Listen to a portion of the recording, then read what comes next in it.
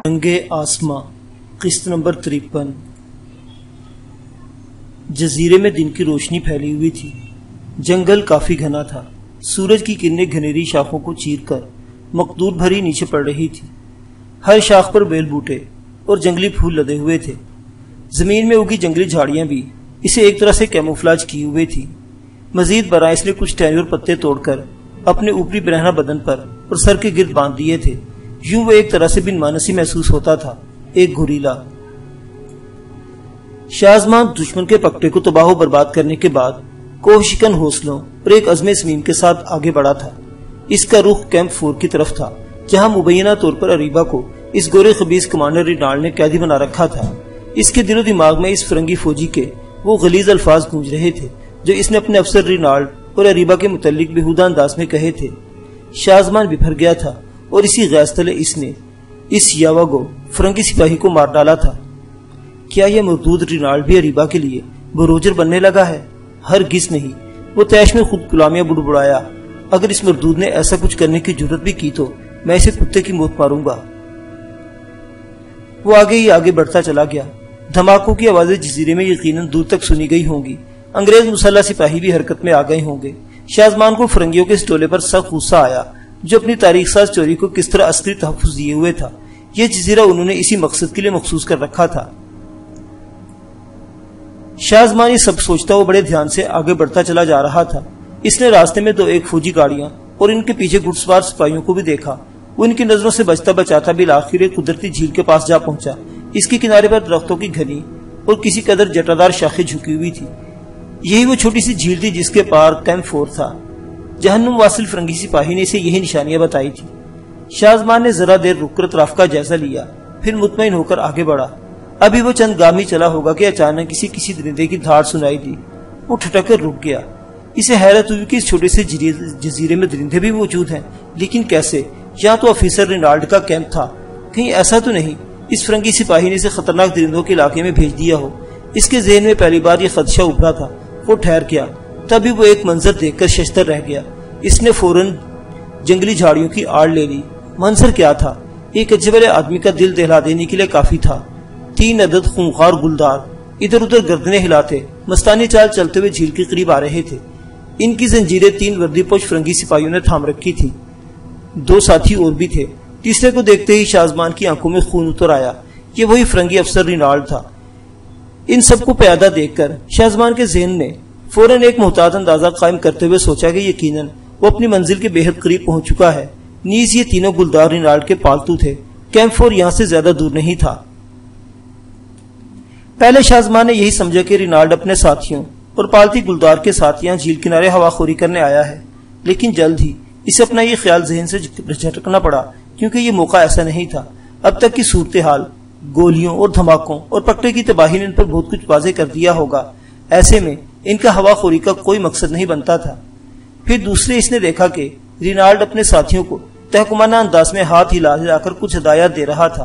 اس کے ساتھ ہی وہ تینوں اول الذکر فرنگی جنہوں نے گلدار کی زنجیروں کے سرے ہاتھوں میں پکڑ رکھے تھے حرکت میں آ گئے۔ شازمان کی تو جیسے روح ہی فنا ہو گئی۔ تینوں گلدار بدمست فرنگی 3 مختلف سمتوں میں پھیل گئے۔ ایک اس کی جانب بڑھنے لگا۔ شازمان کے لیے اب صورتحال نہ پائے رفتن نہ جائے ماندن والی بات تھی۔ سامنے اس طرف کو آنے والے فرنگی سپاہی سے بچ کر دائیں بائیں جانب ہوتا تو دوسرے تیسرے گلدار بدہ سپاہی کی نظر میں آ سکتا تھا۔ یہ موقع زیادہ غور و خوض کا نہیں تھا، بس پل بھر کے لیے پل سوچنا اور اس پر عمل کر گزرنا۔ اس نے یہی کیا، لہٰذا وہ بجائے حرکت کرنے کے وہیں دکا بیٹھا رہا۔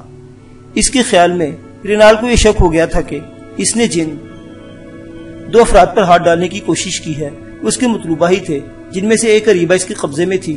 یوں اسے اندازہ تھا کہ وہ یعنی شازمان یہاں بھی شبخون مارنے آ سکتا ہے۔ وہ گلدار بدل سپاہی جیسے جیسے اس کے قریب آتا جا رہا تھا، شازمان نے محسوس کیا کہ اس کے ساتھ مستانی چال چلتا گلدار بے چینی محسوس کرنے لگا تھا۔ وہ کبھی رک جاتا اور کبھی منہ اٹھا کر فضا میں کچھ سونگنے کے انداز میں اپنے نتنوں کو پھلاتا، پھر دم ہلاتے ہوئے ہلکے سے غراتا۔ اس کی آنکھیں شازمان کو اپنی جانب گھورتی محسوس ہوئی۔ شازمان سمجھ گیا کہ اب کسی بھی وقت کچھ ہونے والا ہے۔ پھر یہی وہ وقت ہے جب گلدار زور زور سے خونخوار انداز میں غرانے اور اپنی زنجیر کو چھڑانے کی کوشش کرنے لگا۔ سپاہی بھی اسے بے چین سا دیکھ کر ایک دم محتاط ہو گیا۔ اس نے گلدار کی زنجیر چھوڑ دی اور کندھے سے رائفل اتار کر ہاتھ میں پکڑ لی۔ شاہزمان کو اگلے لمحے کا اب تک بخوبی اندازہ ہو چکا تھا۔ ادھر گلدار زنجیر چھوٹتے ہی فوراً گراتا ہوئے جھاڑیوں کی طرف لپکا جدھر زمان دبکا بیٹھا تھا۔ اس نے اسب سابق گلدار کو اسب توقع اپنی بو پا کر جھاڑیوں کی جانب بڑھتے دیکھا تو اس کے دائیں ہاتھ میں سنگین چمکنے لگی جو اس نے خطرہ بھاپتے ہی رائفل کے نال سے اتار کر ہاتھ میں پکڑ لی تھی۔ اس سمے اس کا جسم رونما خوشی سے جوش سے تنا ہوا تھا۔ جیسے ہی گلدار نے جھاڑیوں میں چھلانگ لگائی، زمان نے رخ بدلا اور دو دھاری تیز سنگین اس کی گردن میں نف سے زیادہ بھونک دی۔ گلدار تڑپا اور اسے چنگاڑنے کی کوشش کی، لیکن سنگین حلق تک اترنے سے محض خرخراتی آوازیں برآمد ہوئی۔ شاہ زمان نے اسی پر بس نہیں کیا تھا، سنگین دوبارہ کھینچ کر اس نے ادموئے گلدار کے پیٹ میں آخر تک اتار دی۔ گلدار جھاڑیوں میں پڑا آخری سانسیں لینے لگا۔ گلدار پالتو تھا، ایک عرصہ پنجروں میں گزارنے والے ایسے درندوں کی خطرناکی اور چابک دستی وہ نہیں رہتی جو آزاد جنگلی شکاری درندے کی ہوتی ہے۔ اگرچہ بے شک اپنی فطرت میں یہ خونخواری ہوتے ہیں، دو بدو اور گھات لگا کر ایسے درندوں سے مقابلے کے لیے بڑا حوصلہ اور جگرا چاہیے ہوتا ہے۔ جو اس لمحہ بھر کے خونہ شام مقابلے میں دو ہی باتیں ہوئی، آر یا پار، اور شاہزمان نے اپنی بہادری اور چابک دستی سے مدھے مقابل کو پار لگا دیا تھا۔ اس کے بعد وہ فرنگی سپاہی کی طرف متوجہ ہوا، اپنے گلدار کے پیچھے رائفل اپنے دونوں ہاتھوں میں تھامے محتاط روی سے آگے بڑھ رہا تھا۔ اسے بھی شبہ ہوتا کہ کوئی جھاڑیوں میں ہے اور گلدار اسی وجہ سے بے چین ہو رہا تھا۔ تاہم وہ خود بھی تصدیق کرنا چاہتا تھا کہ کہیں گلدار نے جھاڑیوں میں دبکا ہوا کوئی چھوٹا موٹا شکار تو نہیں دیکھ لیا تھا۔ شاید اسی سبب وہ بھی انتظار کا کھیل کھیلنا چاہتا تھا، مگر یہی کھیل اس کی موت پر مترج ہو سکتا تھا۔ وہ اپنی لمبی نال والی رائفل دونوں ہاتھوں میں پکڑے ایک قدم آہستگی سے اٹھاتا ہوا جھاڑیوں کے بالکل پاس آ کر رک گیا اور نال کے زور پر سامنے کی جھاڑیاں ایک طرف کو کی تو اس کی آنکھیں پھیل گئی۔ اس نے گلدار کو گھاس کر خون میں لت پت پڑے آخری سانسیں لیتے ہوئے پایا۔ یہی وہ وقت تھا جب اس کی بدستور پھٹی پھٹی آنکھوں نے قریب بہت قریب ایک اور منظر بھی دیکھا۔ اسے اپنے چہرے کے بالکل قریب جنگلی پتوں کے اوٹ سے ایک کیموفلاج چہرہ دکھائی دیا جو نفرت و غیظ کی تصویر بنا ہوا تھا۔ تب پھر اس نے ایک ذرا جنبش کرنے کا بھی موقع نہ ملا اور شاہزمان کے دونوں ہاتھوں کی ہتھیلیاں سپاہی کی کنپٹیوں سے ٹکرائیں۔ چشمے زدن میں اس کا بے سود ہوتا جسم آگے کو جھول کر گلدار کی لاش پر گر پڑا۔ راستہ صاف ہوتے ہی اس نے فوراً پیش قدمی کی، کیونکہ وہ جانتا تھا کہ اس کا یہ کارنامہ زیادہ دیر تک چھپا نہیں رہ سکتا۔ اس کی عقابی نظریں سامنے جھیل کے کنارے کھڑے رینالڈ کو دیکھ رہی تھی، مگر ابھی اس کا نشانہ رینالڈ نہیں تھا۔ وہ جھاڑیوں کی آڑ لیتا وہ بالآخر اس سمت آ گیا جدھر اس کے محتاط اندازے کے مطابق کیمپ 4 تھا، کیونکہ رینالڈ اور اس کے ساتھیوں کو اسی مقام سے نمودار ہوتے دیکھا تھا۔ جھیل اب اس کے عقب میں تھی۔ وہ اپنا راستہ صاف کرتے ہوئے آگے سرکتا رہا۔ اسے رینالڈ کے زور زور سے بولنے کی آوازیں آنے لگی۔ وہ رکا نہیں اور پھر وہ جیسے ہی ایک جڑواں تنے والے موٹے درخت کے عقب میں آ کر ٹھہرا تو اس کی متلاشی نظروں نے سامنے ایک گھاس کا میدان دیکھا۔ خوشی اور مسرت تلے اس کا دل یکبارگی زور سے دھڑکا۔ وہ اپنی منزل کے عین سامنے تھا۔ تقریباً نصف فرلانگ کے فاصلے پر اسے ایک کھربل کی مخروطی چھت اور وہ عمارت دکھائی دے گئی جو بظاہر ایک بڑا سا جھونپڑا دکھائی دیتی تھی۔ وہاں اسے چند مسلح فوجی، 2 گاڑیاں، ایک خراب جیپ اور شکاری کتے دکھائی دیے تھے۔ وہ جانتا تھا کہ یہ بےگویر کتے تھے اور اس کے لیے کسی بھی وقت گلداروں سے زیادہ خطرناک ثابت ہو سکتے تھے۔ اپنی بو مارنے کے لیے اس نے مختلف جھاڑیوں، پتوں اور بوٹوں کا مسلسل مسل کر ان کا لیپسا تیار کر کے اپنے جسم، ہاتھ اور چہرے پر مل لیا۔ شاہزمان اس وقت ایک پورے تربیت یافتہ گوریلے کے روپ میں نظر آ رہا تھا اور وہ اپنی تربیتی صلاحیتوں سے بھرپور فائدہ اٹھا رہا تھا۔ اس نے سامنے کا منظر دیکھ کر سوچ انداز میں اپنے ہونٹ دانتوں تلے سے سمیٹ لیے، جس کے باعث اس کے جبڑوں میں سختی ابھر آئی تھی۔ وہ جانتا تھا کہ اسے کیمپ 4 میں شب خون مارنے کا سیدھا موقع یا راستہ نہیں مل سکتا، لیکن یہاں صورتحال اس کی توقع سے کچھ زیادہ ہی نازک اور سنگین نظر آتی تھی۔ وہ خاصی دیر تک اپنی جگہ دبکا دوری سے کیمپ 4 کی جھونپڑا نما عمارت کا جائزہ لیتا رہا۔ دن اچھی طرح نکل آیا تھا، بلکہ اب تو سورج بھی جیسے سر پر چمک رہا تھا۔ اس کی تیز روشنی چتنار درختوں کی گھنیری شاخوں سے چھن چھن کر نیچے پڑ رہی تھی۔ اس میں کیا شک تھا کہ اس جزیرے کا جنگل کچھ زیادہ ہی گھنا تھا۔ مختلف پرندوں کے چہچہانے کی اور چھوٹے موٹے جانوروں کی بولنے کی آوازوں سے اطراف کے ماحول میں ایک عجیب سی گنجیلی فضا طاری ہو گئی تھی۔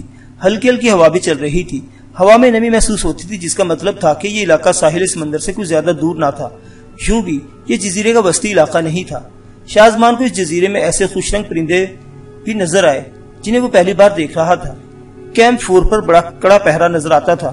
بغور جائزہ لینے کے بعد اس میں ایسی کوئی صورتحال نظر نہ آ رہی تھی کہ وہ کسی کے نظروں میں آئے بغیر اندر داخل ہونے میں کامیاب ہوتا۔ سب سے بڑی مشکل وہ بغیر شکاری کتے تھے جو ادھر ادھر غراتے پھر رہے تھے۔ ان کی زنجیریں وہاں متعین سپاہیوں نے ہاتھوں میں تھام رکھی تھی اور وہ گشت میں مصروف تھے۔ ایک لمحے کے لیے شاہ زمان کو یوں لگا جیسے وہ منزل کے قریب پہنچ کر اس سے دور ہے۔ صرف ایک لمحے کے لیے اس کے دل و دماغ میں مایوسی نے گھر کیا اور اگلے ہی لمحے اس نے اپنے ذہن سے جھٹک دیا۔ اس کا ایمان تھا کہ یہاں تک اللہ نے اسے کامیابی سے امکنار کیا تو وہ یقیناً آگے بھی اس کی مدد کرے گا۔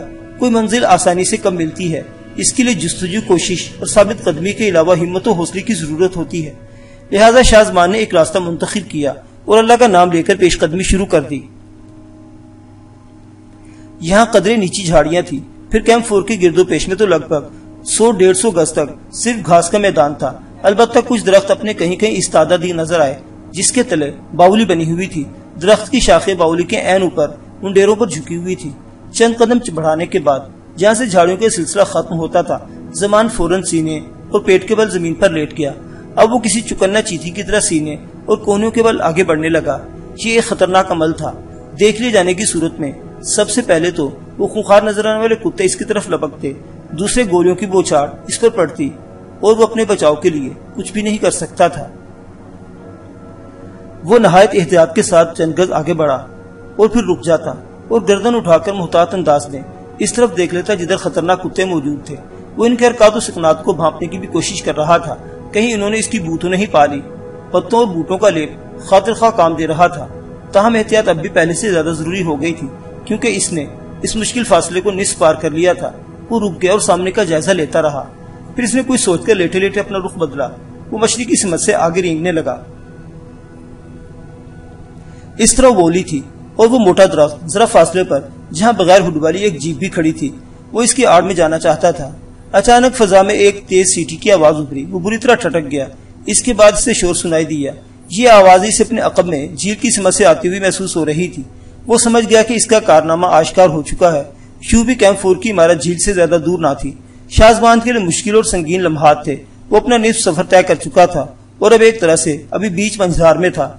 ایسے میں کیمپ میں کھلبلی کا مچ جانا اس کے لیے خطرناک اور جان لیوا ثابت ہو سکتا تھا، تاہم وہ ایک طرح سے اپنی ہوشیاری کے بلبوتے پر اس افراتفری سے فائدہ بھی اٹھا سکتا تھا۔